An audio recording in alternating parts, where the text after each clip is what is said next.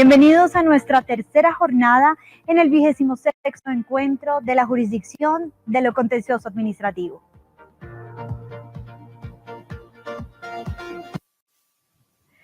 El día de hoy iniciamos con la conferencia La presunción de autenticidad de la prueba documental, un largo camino para lograrla, a cargo del doctor Hernán Fabio López Blanco, catedrático de Derecho Procesal y vicepresidente del Instituto Colombiano de Derecho Procesal.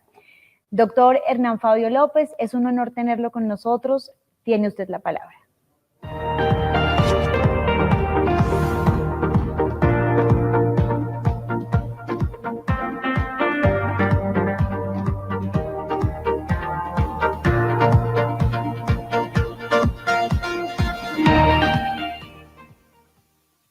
Una invitación que acepté gustoso para efectos de compartir con ustedes un tema que, no por lo trajinado y conocido, no deja de presentar siempre aristas interesantes y novedosas, además de que permite recordar nociones elementales que en veces se olvidan, y eso es aun cuando así no lo parezca, porque esos puntos centrales que tienen que ver con ciertos temas del derecho generan esas circunstancias de, en ocasiones, estar presente en lo último y olvidar lo esencial.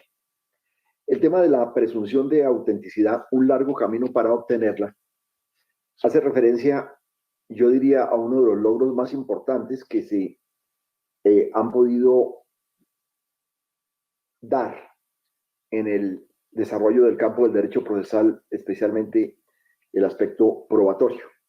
Y por eso inicio con unas consideraciones introductorias de carácter general.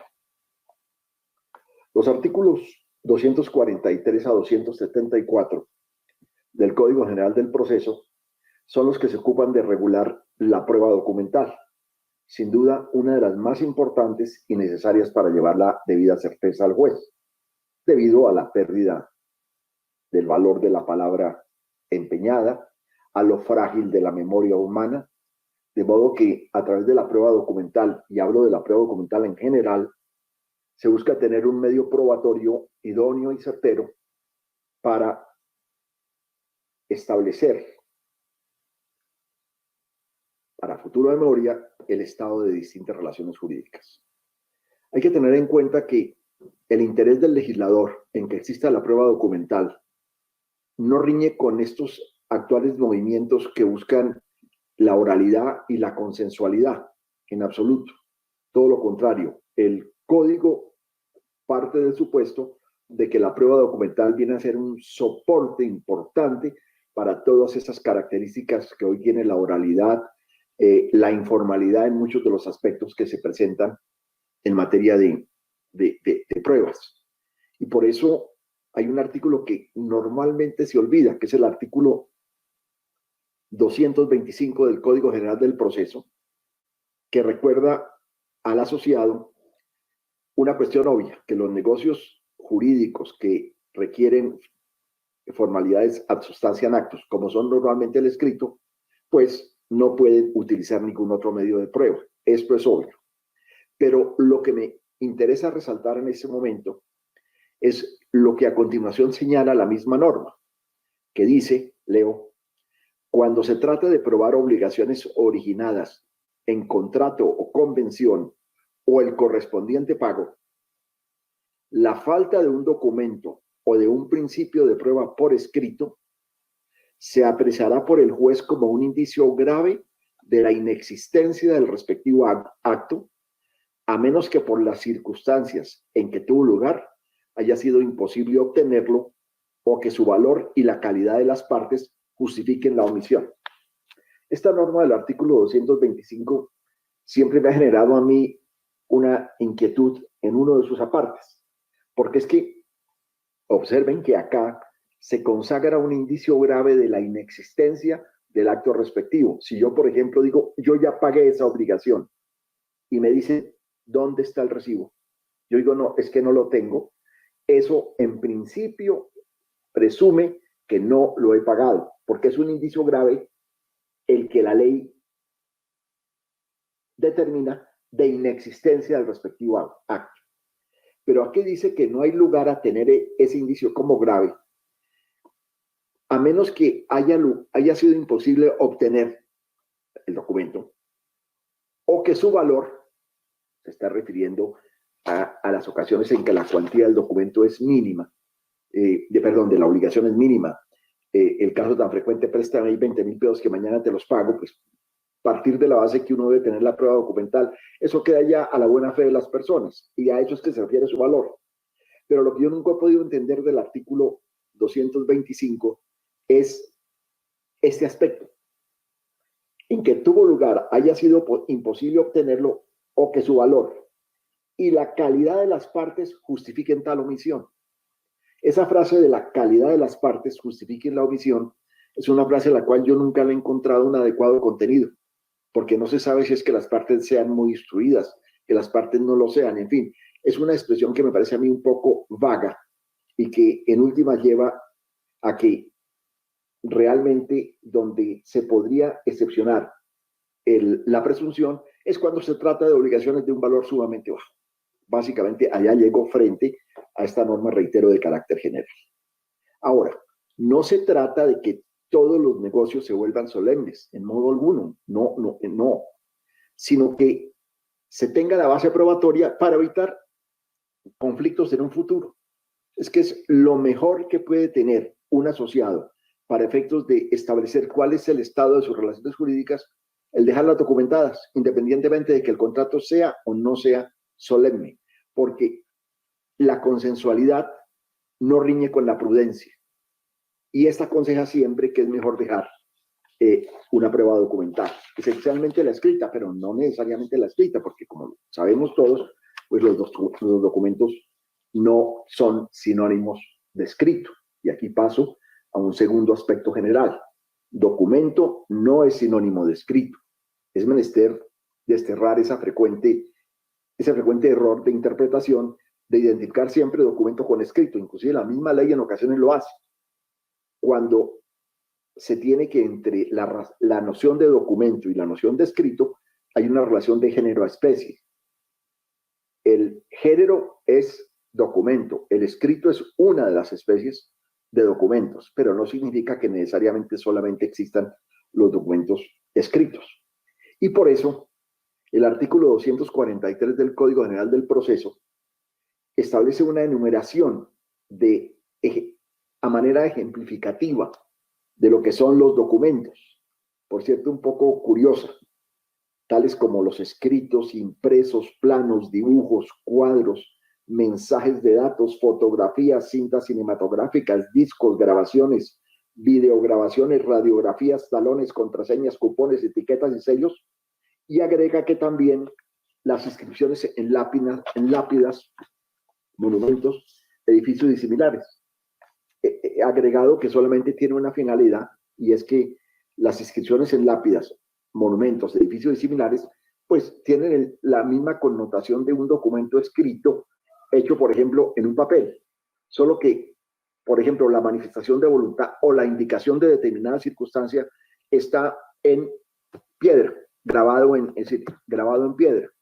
Entonces, se tiene que, por el hecho del elemento donde se hizo constar la respectiva declaración de voluntad o la indicación respectiva, sea una piedra, para dar el caso de lápidas, no significa que eso no sea un documento. Lo que pasa es que la ley lo consideró en este caso para efectos de que se quedara claro que ese tipo de documentos no se pueden aportar directamente, como sí se pueden aportar los otros documentos, y que en este caso se acudirá a otro medio de prueba para aportar esas pruebas documentales, como serían las fotografías, las videograbaciones, la inspección judicial o incluso por testimonio se podría establecer.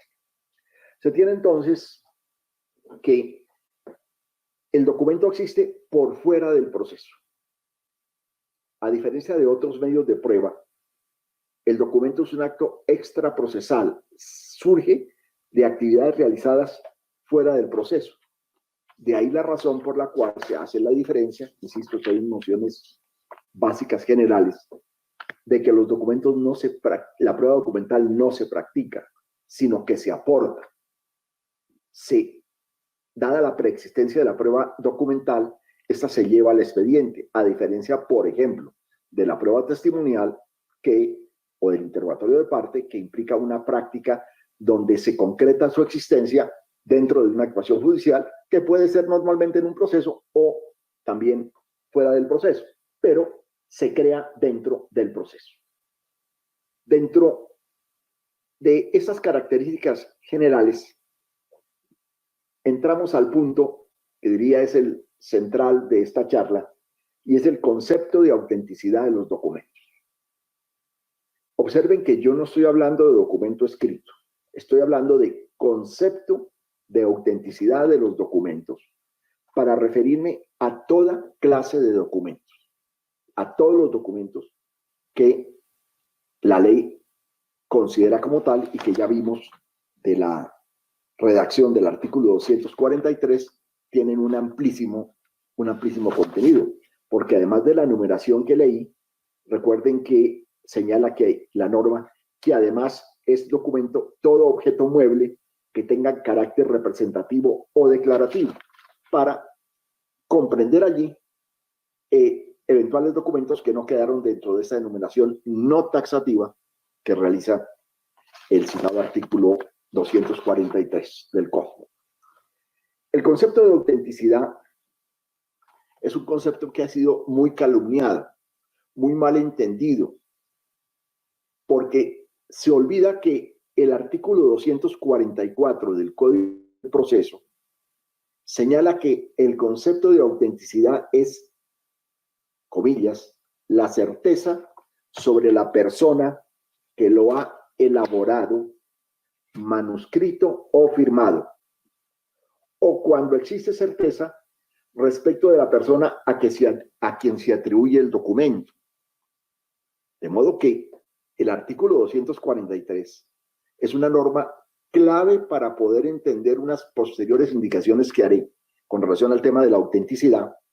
Señala que hay certeza sobre la persona que lo ha elaborado. Son conceptos autónomos. Que lo ha elaborado. ¿Quién elaboró el documento? El que lo creó. Es decir, quien elabora el documento ha sido quien lo creó. Pero puede suceder que quien elabora el documento no sea quien esté otorgando una declaración de voluntad dentro del mismo. Porque yo puedo pedir a alguien que me elabore un documento y dictárselo, o uno lo elabora y otro es la persona que está manifestando la indicación de voluntad dentro de ese documento, dentro de ese concepto que implica la elaboración. Manuscrito. Es un término que yo diría ya está prácticamente superado por la historia, pero que se mantiene en el sentido de que manuscrito, como etimológicamente lo dice, es escrito a mano. Hoy esa circunstancia no es frecuente que se dé, se puede dar, pero observen que se habla de una cosa es elaborado y otra cosa es manuscrito. Ahora, si yo manuscribo un documento, lo estoy elaborando. Entonces, ahí vienen a jugar los conceptos que he anotado o firmado. Ojo, o firmado, no y firmado. La firma del documento es otra característica que puede darse para efectos de establecer la autenticidad del mismo, o sea, de dónde proviene. Pero no es necesario que el documento elaborado esté firmado, como lo vamos a ver, o que el documento manuscrito esté firmado. Si lo está, mejor, pero son conceptos diferentes. Y esa norma, 244, agrega algo también de mucha interés actualmente, y es que dentro de este concepto de autenticidad, certeza de quién proviene, están las reproducciones de la voz o de la imagen. Y hay que las grabaciones, las videograbaciones, quedan también con el concepto de autenticidad en el sentido de certeza de quién habló o de quién intervino aquí en video, en un video respectivo. Se tiene entonces que la autenticidad de un documento, certeza de quién proviene, no se da solo por la persona que lo ha elaborado, manuscrito o firmado, sino que se agrega esta frase que para mí es central. O cuando exista certeza respecto de la persona a quien se atribuye el documento. Esto es clave. O cuando existe certeza respecto de la persona a quien se atribuye el documento. O sea que yo puedo presentar un documento y decir, este documento proviene de determinada persona, le estoy atribuyendo certeza y eso sirve para la autenticidad. Pero insisto, autenticidad no va más allá de certeza de quien proviene el documento, de saber quién es el que intervino en la elaboración, en el hacerlo manuscrito, en la firma del respectivo documento, nada más. Porque es que existe el malentendido de que los documentos auténticos tienen un mayor contenido probatorio que los documentos que no reúnen el requisito de la autenticidad, y esto es absolutamente equivocado. La autenticidad no es un requisito que implique valor probatorio. Que quede esto muy claro. Un documento, por el hecho de ser auténtico, no tiene mayor valor probatorio que lo que se refleja en su contenido. O sea que la autenticidad no toca con valor probatorio, sino con requisito para que el juez pueda realizar el análisis crítico de la prueba respectiva. Para que yo, juez, pueda realizar la crítica de un determinado medio de prueba, este debe ser auténtico. Establecido eso, yo ya realizo el análisis crítico. Pero el hecho de que esté autenticado, de que sea autenticado, digamos, se conozca el origen del documento, no significa que tenga más valor probatorio de lo que intrínsecamente contiene el documento. En el desarrollo histórico reciente en el país de la prueba documental, pues nosotros observamos una serie de tremendas exageraciones desde el punto de vista de lo que se exigía para que un documento fuera auténtico. Realmente se llegaba y se sigue llegando, como lo vamos a mencionar, todavía en algunos casos tan recientes como un decreto de hace 3 meses, de una serie de requisitos en orden a tratar de establecerle condicionamientos adicionales innecesarios a lo que es la autenticidad, o sea, certeza de quién proviene.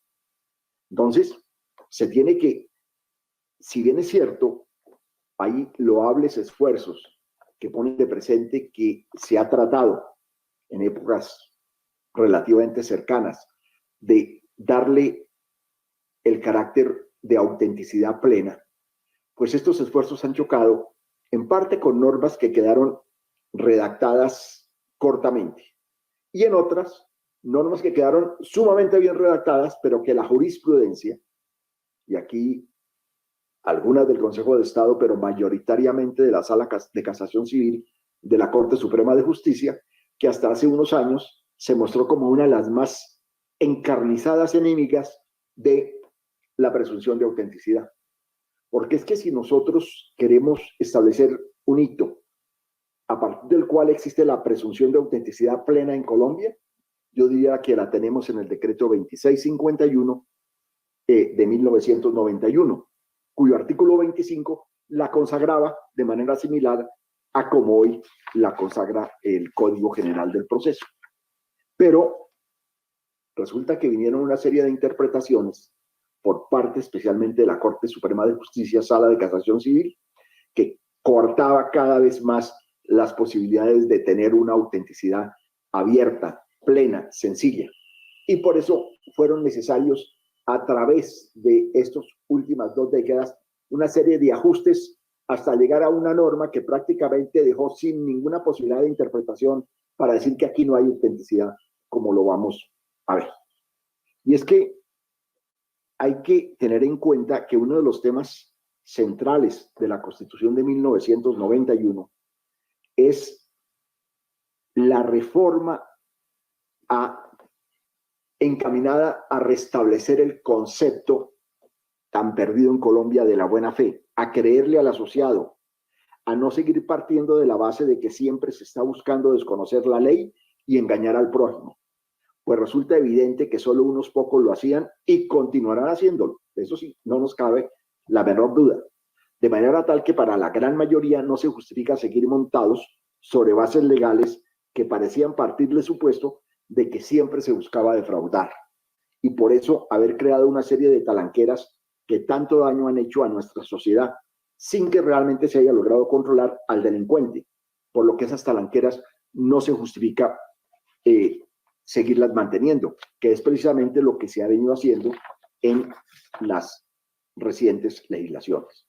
Y es que, insisto, el artículo 83 de la Constitución, las actuaciones de los particulares y de las autoridades públicas deberán ceñirse a los postulados de la buena fe, la cual se presumirá en todas las gestiones que aquellos adelanten hasta ante estas, es la norma que irradia la presunción de autenticidad casi plena, corrijo, hoy transitoriamente plena, como lo vamos a ver, en materia de prueba documental.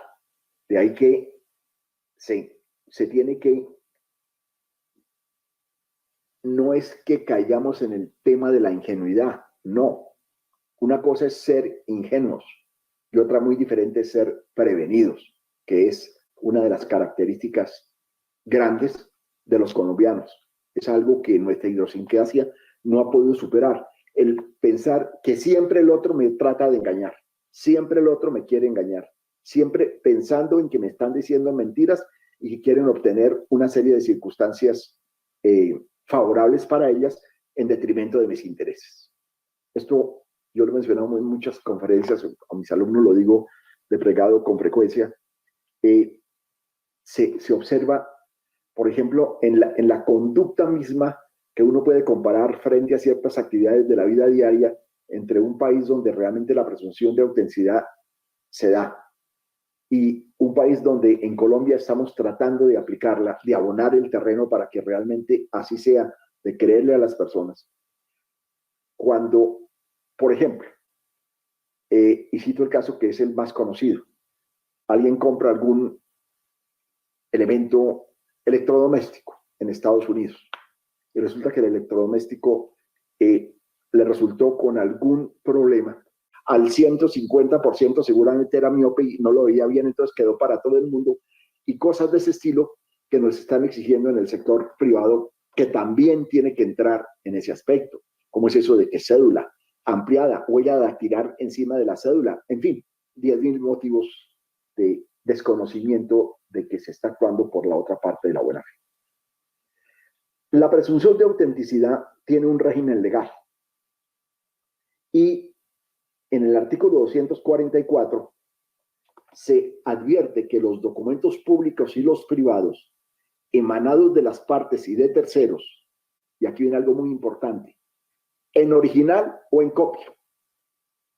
Inicialmente, como les digo, esto viene desde 1991, con el famoso decreto 2651. Decía lo mismo, pero decía los documentos privados, los públicos y los privados emanados de las partes se presumen, pero se dijo los documentos públicos y los privados emanados de las partes o de terceros en original o en copia. Entonces decía elaborados o firmados, no decían original en copia. Entonces inmediatamente vino la interpretación de la Corte. No, un momentico. Los documentos públicos y los privados emanados de las partes o de terceros son solo los originales. Pero por Dios, ¿por qué solo los originales? Ah, no, porque es que las copias presentan el problema de que si hay una tacha de falsedad, es más difícil establecer la tacha de falsedad en una copia, lo cual es cierto, que en el original. Pero es que la norma no distingue, hay una labor sencilla de regla de hermenéutica sencilla que dice que donde la ley no distingue, el intérprete no puede distinguir. Sin embargo, distinguían, solo lo aceptamos, pero para originales. Y cuando esto se avanzó, vino la Corte a establecer otro condicionamiento, solo para originales, pero para ciertos originales. Entonces, el artículo 244, como les digo, creo que hizo un cerramiento total de cualquier posibilidad de que se le salieran las interpretaciones a la presunción de autenticidad y establece los documentos públicos y los privados emanados de las partes o de terceros, en original o en copia, elaborados, firmados o manuscritos, original o en copia. Entonces, aquí ya viene, se presumen auténticos mientras no hayan sido tachados de falso. Entonces, aquí ya viene el punto de en original o en copia. Entonces, copia. ¿Cuál copia? Cualquier copia. Reproducción. Transcripción, así sea un método ya desueto, podría darse. Antiguamente recuerden que todos los documentos, las copias de los documentos eran por transcripción, porque no había elementos modernos de reproducción como hoy los tenemos. Por eso ustedes ven todavía escrituras públicas donde están todas escritas, manuscritas. Y cuando uno pedía la copia, se la copiaban.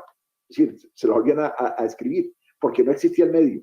Pero hoy, realmente, esa circunstancia referente a la reproducción o a la copia por el sistema de transcripción, pues prácticamente es cuestión histórica, pero teóricamente podría darse. Entonces, se tiene que, frente a esos documentos, se presenta el problema de que hoy con los medios modernos es muy difícil distinguir si se trata de originales o se trata de copias.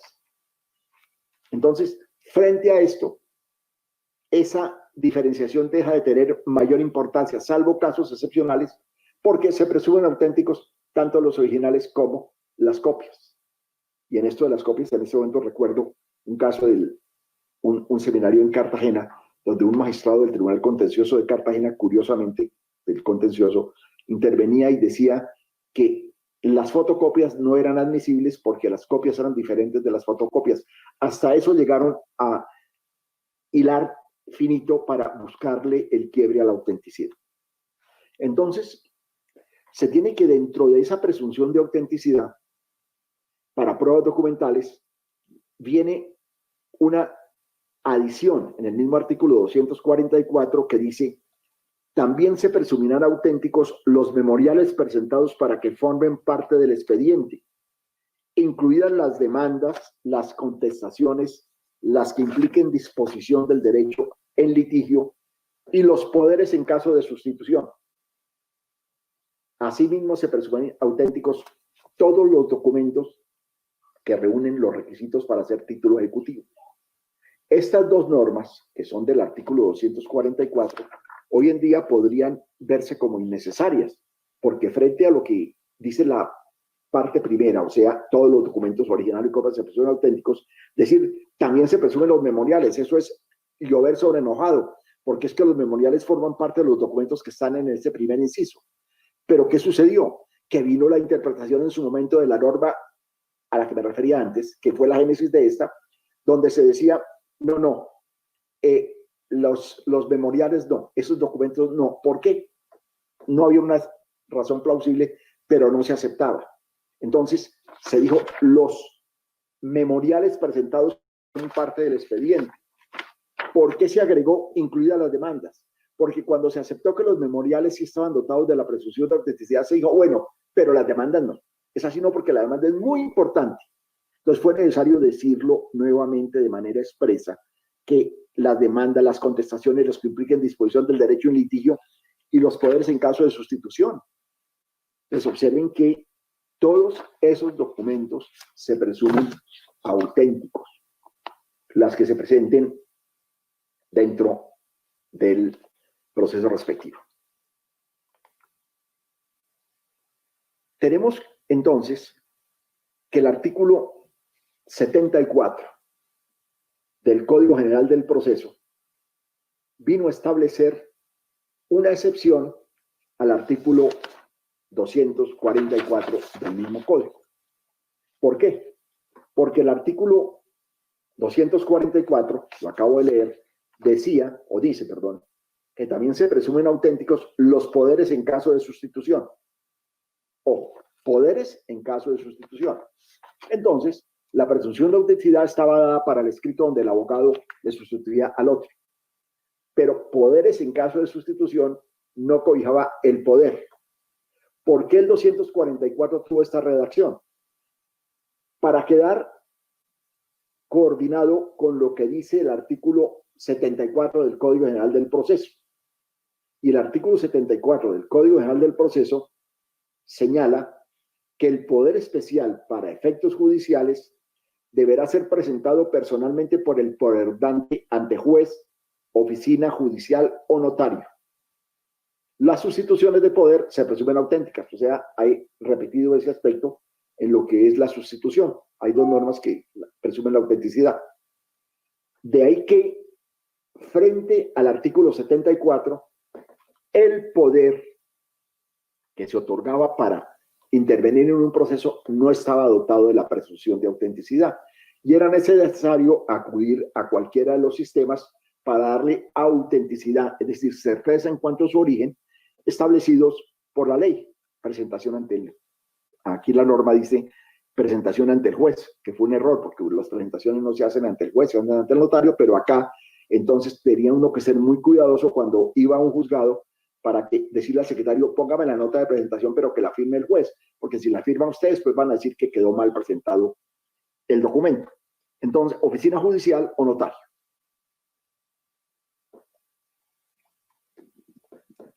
Pero ¿qué sucede?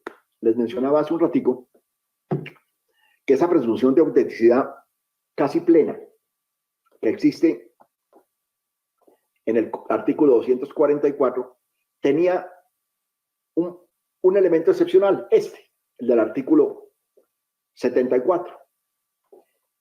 Y esa excepción ha desaparecido. Esa excepción ha desaparecido, ¿por qué? Porque se expide el decreto 806 de 2020, del 2020, sí, 2020, en el cual el artículo 5 de este decreto, que tiene, como ustedes bien lo saben, una vocación transitoria, que además hay que mencionarlo, está todavía sometido a un control de constitucionalidad por parte de la Corte, que aún no se ha pronunciado con relación al mismo. De modo que esto que estoy explicando en este momento está totalmente vigente, podría no estarlo si la Corte llega a declarar la inexequibilidad, ojalá no, porque a mí me parece que el decreto en lo que tiene que ver con estas normas tocan la administración de justicia fue bueno, pero de todos modos en últimas tiene una vocación transitoria mientras dura la situación de emergencia sanitaria que los tiene en este momento afectados. Entonces el artículo 806, el decreto 806, en el artículo 5 dice poderes. Los poderes especiales para cualquier actuación judicial se podrán conferir mediante mensaje de datos, sin firma manuscrita o digital. Esto sí que es importante. Ya le estamos quitando el efecto innecesario que tienen las firmas. Sin firma manuscrita o digital, ojo, con la sola antefirma. O sea, no hay que establecer el chulo, la grafía, no. Simplemente la antefirma. ¿Quién es el que otorga el poder? No me importa si firma o no firma. Simplemente que diga claro quién es el que lo otorga. Con la sola antefirma. Se presumirán auténticos y no requerirán de ninguna presentación personal o reconocimiento. Esto es casi pleonástica la redacción de la norma, pero se hizo así precisamente para que quede muy claro que la excepción desapareció y por lo tanto hoy podremos afirmar tranquilamente que la totalidad de las pruebas documentales se presumen auténticas. Todas las pruebas documentales se presumen auténticas, porque la excepción que había, esa excepción desapareció.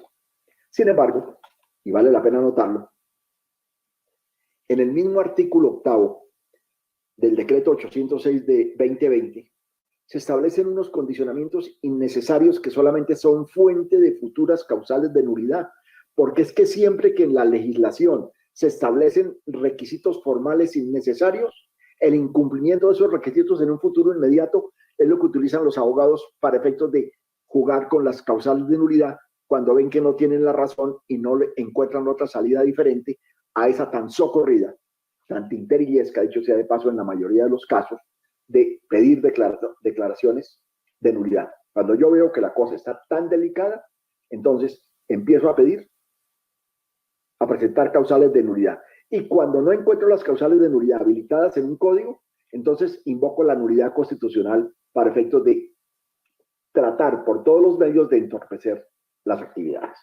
Entonces, observen que con haber dicho los poderes especiales para cualquier actuación judicial se presumen auténticos, era suficiente, pero le agregaron: en el poder se indicará expresamente la dirección de correo electrónico del apoderado, que deberá coincidir con la inscrita en el Registro Nacional de Abogados.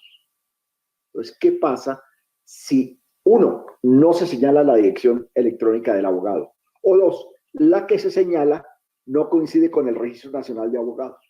Que puede perfectamente suceder. Hay muchos abogados que no han hecho las actualizaciones respectivas o sencillamente se envió el poder, se mencionó una dirección que no era la correcta. Entonces ya veo diciendo ese poder quedó mal conferido, por lo tanto hay nulidad de todo lo actuado, porque todo lo actuado dependía de un poder y el poder no generó efectos. ¿Y qué no decir de los segundos? Los poderes otorgados por personas inscritas en el registro mercantil deberán ser remitidos desde la dirección de correo electrónico inscrita para recibir notificaciones judiciales. ¿Por qué? Porque ese requisito absolutamente innecesario se podía enviar de cualquier correo. Si yo soy el representante legal, para dar un ejemplo, de una empresa, y envío el poder desde mi correo particular, ¿eso en qué influye? ¿En qué afecta el otorgamiento del poder? ¿Qué diferencia tiene con correo electrónico inscrita para notificaciones judiciales? Porque esto es para recibirlas, no para remitirlas. Pero así quedó. Entonces lo que se tiene que hacer es máximo cuidado cuando se otorgan estos poderes que hoy el artículo 5º del decreto 806 consagra, en el sentido de cumplir con esos requisitos formales de mencionar esas direcciones electrónicas que se están destacando. Y como una anotación, digamos, al margen de lo que es el aspecto central de esta conferencia, pues yo quiero mencionar también, aunque tiene que ver en últimas con poderes, que en el decreto 806 se realiza también una desformalización muy importante, trascendental desde mi punto de vista. Por eso digo, ojalá estas normas se mantengan, porque son bienvenidas, porque facilitan las cosas en lo que tiene que ver con las demandas, porque las demandas se pueden presentar en forma de mensaje de datos, lo mismo que todos sus anexos a las direcciones al correo electrónico respectivo que señale el Consejo para los Juzgados. Y algo importantísimo, sobre todo en contencioso administrativo, donde operó esa famosa reforma que el Código General del Proceso le hizo al artículo 612, aterradoramente mala, de exigir que para surtir la notificación electrónica tiene uno que además conseguirse 3 mamotretos para guardar copias en el juzgado, enviarlas por correo, en fin, todo un aspecto que ustedes, los expertos en este tema, conocen mucho mejor que yo. De las demandas y sus anexos, no será necesario acompañar copias físicas ni electrónicas para el archivo del juzgado ni para el traslado, cuando se manda la demanda digital con sus anexos. Esto me parece maravilloso. Me parece maravilloso. Esa es la simplificación y el acudir a los medios modernos de tecnología de una manera muy adecuada. Y tiene otro aspecto también central y que opera en contencioso administrativo. Porque es que el otro problema que hay con algunas normas es que, como se tiende a la sectorización, los penalistas dicen, no, eso es allá para los civilistas. Los administrativistas dicen, eso también es allá para el otro campo, para el nuestro no. Acá se dice, en cualquier jurisdicción, incluido el proceso arbitral, y las autoridades administrativas que ejerzan funciones jurisdiccionales, o sea, no hay duda. El demandante, al presentar la demanda, deberá enviar por medio electrónico copia de ella y de sus anexos a los demandados. Esto sí que es importante.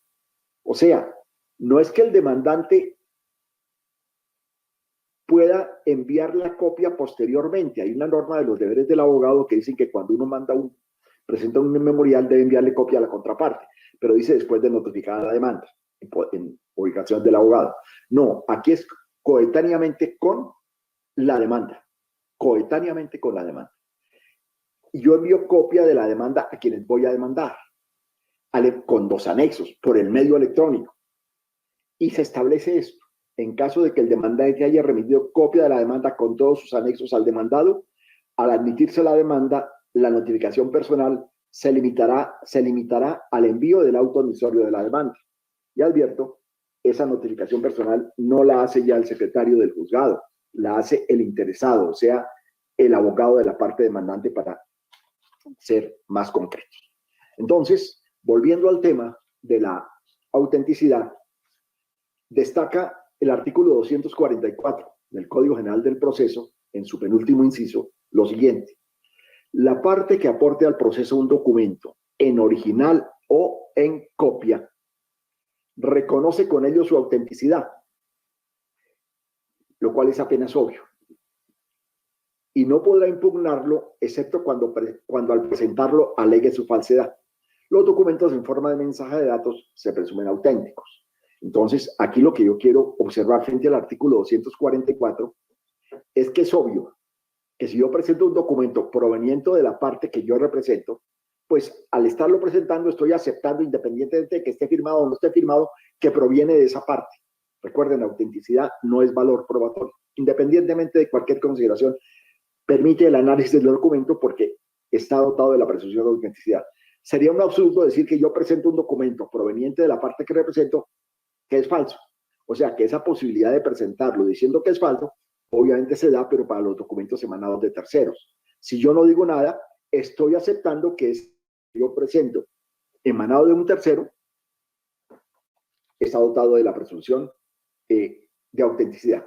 De modo que ese es el alcance que tiene el artículo 244, y al señalar que los documentos en forma de mensajes de datos se presumen auténticos, nos lleva a recordar la norma que establece que los documentos en forma de mensajes de datos se pasan por escrito, los conocidos mail o correos, y se presentará el correspondiente documento escrito para recibir el mismo tratamiento que acabamos de mencionar.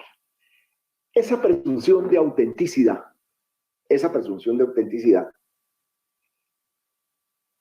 está señalada en el artículo 244 del Código General del Proceso, con características desde el punto de vista de las jurisdicciones omnicomprensivo. Ojo, señores penalistas, que ustedes siempre han creído que forman un rebaño aparte de las normas procesales que se están dictando.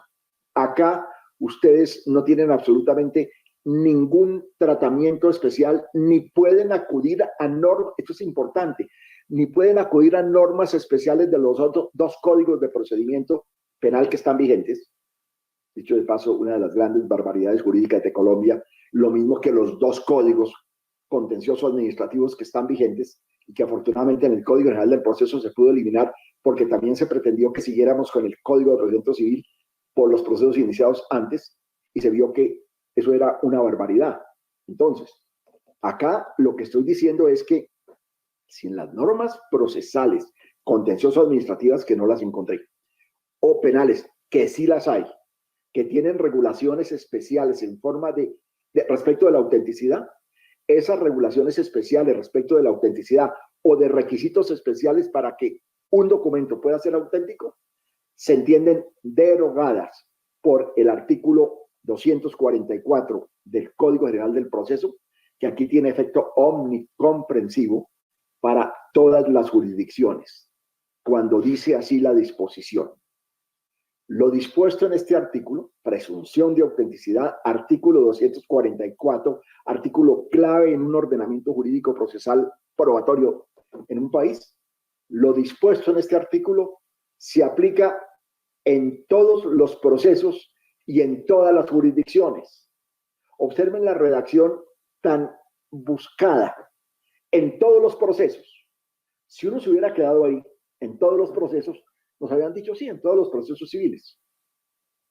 Pero cuando se dice y en todas las jurisdicciones, se cierra cualquier posibilidad de discusión.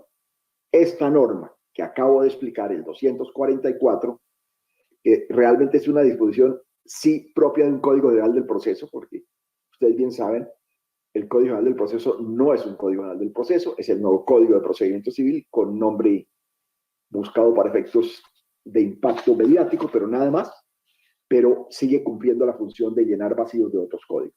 Acá sí se consagró como una verdadera norma de un Código General del Proceso que determina que la presunción de autenticidad de originales y de copias de toda prueba documental aportada a procesos de cualquier índole, es decir, civiles, penales, laborales, administrativos, tributarios, etcétera, etcétera, adelantados por jueces o por autoridades administrativas con funciones jurisdiccionales, obra de manera idéntica. Obra de manera idéntica. Quiero mencionar, en los minutos que nos quedan, otro aspecto que muestra todavía algunas inquietudes, y es el empleo de los documentos originales o en copia. Aquí ya no estamos en estricto sentido en autenticidad. Aquí estamos ya es cómo se emplea el original o la copia, dotada de la presunción de autenticidad. El concepto parte del supuesto de que en principio se pueden aportar, en principio, los originales o las copias. Pero se tiene que, el artículo 245 nos dice que si yo tengo el original, debo aportar el original, salvo que tenga una justa causa para no aportar el original. Ese artículo 245 del Código General del Proceso nos dice: las partes deberán aportar el original de los documentos privados cuando estuvieran en su poder, salvo causa justificada. Entonces, si yo no tengo el original, pues aporto la copia. Pero si tengo el original, en principio es mi deber aportar el original. Pero debo, o tengo la posibilidad, la salvedad de decir, no aporto el original, aporto la copia, porque la copia la requiero para algo. Doy un ejemplo.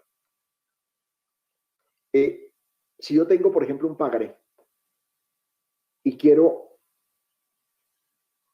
adelantar una acción ejecutiva, pues es obvio que en este caso tengo que utilizar el original, porque por la naturaleza del título, valor, etcétera, el ejercicio de la acción cambiaria implica que cuando acude a hacerla efectiva, utilice el título en original. Sería aterrador desde el punto de vista de las consecuencias prácticas que uno pudiera ejecutar con base en copias de títulos valores, para dar un ejemplo. Pero no genera esa circunstancia si yo pudiera ejecutar, por ejemplo, con base en copias de contratos, de los cuales emerge una acción, una obligación clara, expresa y exigible, porque tanto el original como la copia me sirve. Ejemplo sencillo, contrato de arrendamiento. Si, por ejemplo, la copia le quedó al arrendador y tiene que cobrar los arrendamientos, perfectamente lo puede cobrar con base en ese documento, porque ahí no se exige obligatoriamente en la acción ejecutiva que sea utilizado el original. Pero cuando yo tengo esos documentos que en ciertas actividades tienen que ser originales, en otras no. Entonces, el ejemplo clásico: si yo tengo el pagaré, pero no voy a cobrarlo, lo que voy es a demostrar que tuve relaciones comerciales con determinada persona, pues puedo acompañar la fotocopia del pagaré, porque es simplemente para acreditar una circunstancia dentro de un determinado proceso donde se discute si hubo o no hubo relación contractual entre las partes. Y mire, tan la hay, aquí está este pagaré y lo presento en copia. Entonces, se tiene que, en este evento es el que regula el artículo 246 cuando dice: las copias tendrán el mismo valor probatorio del original, salvo cuando por disposición legal sea necesaria la presentación del original o de una determinada copia. De modo que ahí viene el punto referente a lo que estoy mencionamos. Y observo que dentro de estas normas que se han venido dictando, creo que en materia de copias, cuando se trata de ejecutar una sentencia, se decía, o se dice, perdón, que es necesario acompañar la constancia de ejecutoria. Concretamente, el artículo 114 del Código General del Proceso, en su número segundo, dice: las copias de las providencias que se pretendan utilizar como título ejecutivo requerirán constancia de su ejecutoria. Yo pienso que en este momento, al reanalizar estas normas, y esto sí, digamos, me surgió ahora con ocasión de la preparación de esta conferencia, encuentro que el artículo 114, numeral segundo, para mí, o casi no tiene aplicación, o está tácitamente derogado. ¿Y por qué está derogado? Por el artículo 306 del mismo Código General del Proceso, porque dice: las copias de las providencias que se pretendan utilizar como título ejecutivo requerirán constancia de su ejecutoria. Resulta que con base en el artículo 306 del Código General del Proceso, se sentó el principio de que el juez del conocimiento es el juez de la ejecución, no como existía antes, que yo podía escoger ante el mismo juez o irme en proceso ejecutivo separado.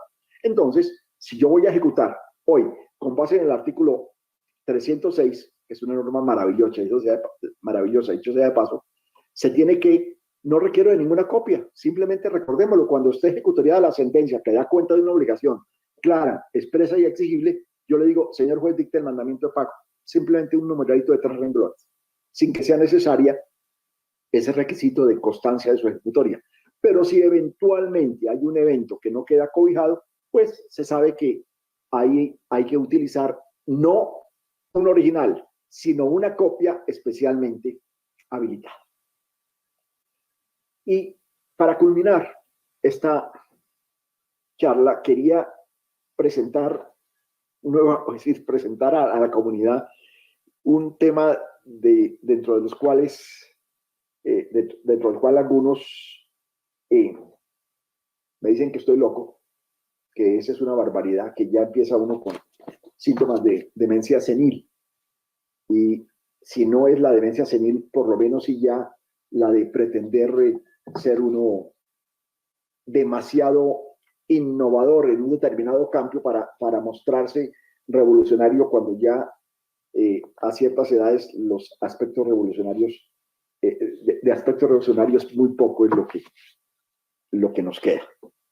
Pero es que, mirando la presunción de autenticidad y volviendo, reitero, esta es la parte final de la charla, al inciso segundo del artículo 244, que dice que la presunción se da respecto de los documentos elaborados, firmados o manuscritos, se tiene que, al analizar ese artículo 244 que ya mencionamos, se observa que la presunción de autenticidad que se predica de cualquier documento deriva su razón de ser de una conducta que consiste precisamente en aportarlo al proceso, de donde se infiere que de manera directa la autenticidad del documento surge de la circunstancia de que quien actúa o realiza gestiones judiciales al presentar un documento predica su autoría de determinado sujeto de derecho. Reitero, y aquí estoy leyendo esta parte porque no quería dejarla solo a la memoria, de donde se infiere que de manera directa la autenticidad del documento surge de la circunstancia de que quien actúa o realiza gestiones judiciales al presentar un documento predica su autoría de determinado sujeto de derecho. Pues, ¿esto qué implica? Que yo puedo presentar documentos provenientes de otras partes o de terceros. En este caso, tomemos el caso, que no estén firmados, donde aparezca la mención del nombre de la persona, porque tampoco se trata de un documento completamente apócrifo. Aparezca la mención del nombre de la persona, donde yo señale que ese documento proviene de esa persona. Y esa manifestación, esa asignación que yo hago para estos casos excepcionales que se pueden presentar, permiten tener ese documento como documento auténtico, porque yo estoy diciendo proviene de esa persona. Y si no es así, para eso está la tacha de falsedad, para eso está incluso el desconocimiento del documento. Entonces, les quiero dar un ejemplo con lo cual cierro la charla, y es el caso de dos personas que celebran un contrato, X contrato. Tomemos un contrato de transporte. En el contrato de transporte se encuentra que una de las partes no firmó el contrato, o de golpe las dos no la firmaron, y cada una se quedó con su documento. Entonces, si yo voy a utilizar ese documento, ese contrato de transporte, pues obviamente que cuando yo lo presento y ya lo he firmado, o no lo he firmado, pero lo presento, pues se presume que proviene de quien lo está presentando. Eso ya lo vimos, eso es de perogrullo. Pero cuando la otra persona no lo ha firmado, yo puedo decir, ese contrato proviene de esa persona.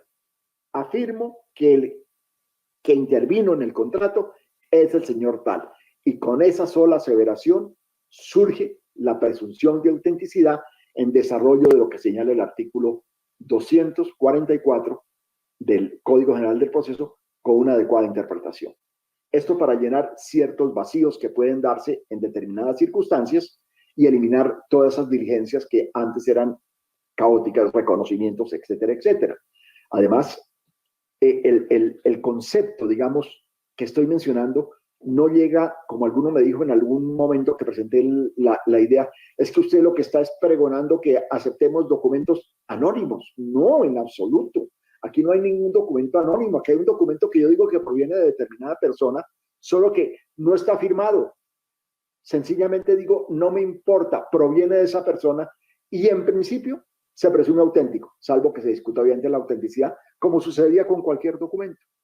Esto es básicamente lo que quería compartir con ustedes. Les agradezco muchísimo la invitación y auguro que este encuentro de la jurisdicción contencioso seguirá teniendo el éxito que siempre ha tenido.